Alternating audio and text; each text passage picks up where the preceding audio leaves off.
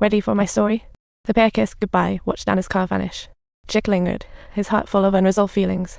A day later, Annie entered work as usual, and her boss asked at once, how was the trip? She shook her head as if it were a dream. She said the letters were just Jack's casual scribbles, not to tell her story with Catherine. For the first few days, it felt like a past dream. They resumed their daily lives. Annie tended to kids and worked as usual, while Jack endlessly repaired boats. During this time, the company received another letter found by a reader. But this one had a twist. Jack and Catherine's names were swapped. Compared to the first two, this letter seemed planned. Likely Catherine wrote to Jack. Annie didn't show the letter to her boss. Instead, she tucked it away, thinking the secret must stay locked away. She wanted to tell Jack about the letter, but each time she couldn't muster the courage, until one day, doubt crept in with, why do you want? Months of longing finally changed. Jack found the inland appealing and joked, it'll save 2 drinks for you at home. In the fridge, Jack didn't leave town with Catherine as his dad constantly caused trouble due to drinking. Though now sober, Jack remained uneasy. That's why he didn't go to the city with Annie. Soon, he reached the house using Anna's address, thinking, my mom should be here. After a few weeks of reunion, the little boy showed no resistance towards his future aunt, beaming like a little angel. Jack finally relaxed, surrounded by laughter at the dinner table, the child serving as the perfect lubricant for their relationship. Jack quietly enjoyed his drink on the couch. Days later, while Annie worked, Jack took the boy to and from school. He even took the boy on adventures to experience new things, their father-son bond blossoming faster than Annie had imagined. As Annie dreamed of their future, an unexpected event occurred. Jack found the bottle head thrown into the sea, with a message in a bottle newspaper on it. He couldn't help but mutter, you won't believe this. Before Annie could ask what he was doing, his eyes were already glued to the bottle, and he asked, where did you get this? At that moment, Annie saw no reason to hide.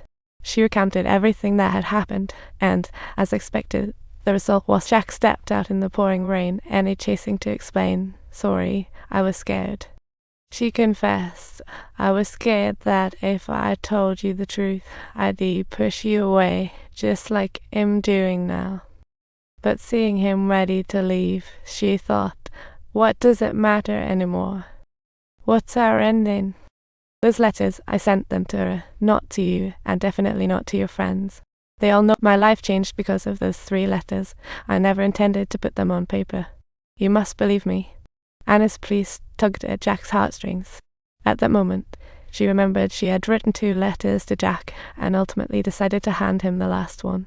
Sure enough, it was Catherine's note to her before surgery. She murmured her longing for Catherine, finally sitting on the edge of the bed and pleading, I want to keep this. She held Jack's hand, but alas, she couldn't hold her back. Jack returned to the town, and that last letter brought her some peace. She sent Catherine's belongings back, unnoticed by those around her, yet everything was seen by her mother. Catherine's brother approached her, proving her changed attitude to Jack. The family found closure thanks to Anna's letter. Though she had erred, for Jack, receiving Catherine's reply was paramount as time ticked on. Resentment towards Annie faded over time.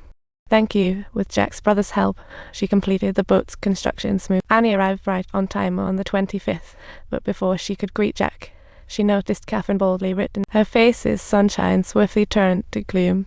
Jealous, she waited alone for his reply. Reluctantly, she departed the pier alone. Jack's father happened to witness the scene. That night, feeling glum for not waiting for Annie, Jack invited his father to the tavern for a drink. His father told him what he'd seen, aiming to free his son from Catherine's shadow and begin anew. But the result only ended up angering Jack, compelling him to reflect at this very turning point. From one day to the next, Jack faced choices. After parting with his father, he returned to his place. On his bed lay a box, which had mysteriously appeared. Turning on the lamp, the words gradually emerged, you always knew where you belonged. The phrase hit hard. She took the top card, revealing a compass. She then chose between future and past. The next morning, as dawn broke, with her father's blessing, she set sail toward the inland. Traveling with purpose never feels lonely. Despite the trials ahead, her thoughts were solely on reuniting with Annie. She pressed forward undeterred by wind and rain, but just as she was nearing the inland, trouble struck. A flickering red light caught her attention. and out of kindness, she risked steering closer. She discovered a family of 3 trapped, and Jack immediately extended a help. Yet the nasty weather and limited visibility made the rescue incredibly challenging. The mother accidentally fell into water. Jack jumped in to save her, but she boarded the boat while Jack stayed underwater forever. After 3 full days of rescue operations, only her clothing was recovered. Upon receiving the heart-wrenching news, Annie rushed back to while sorting clothes. She found an untossed message adrift. Her handwriting read, "I made a mistake," signed by Teresa. She wrote that if she could be happy again and find love, all her sadness would simply vanish. That made her reflect on her own deeper sorrows, realizing by nightfall that Teresa had long since flown away.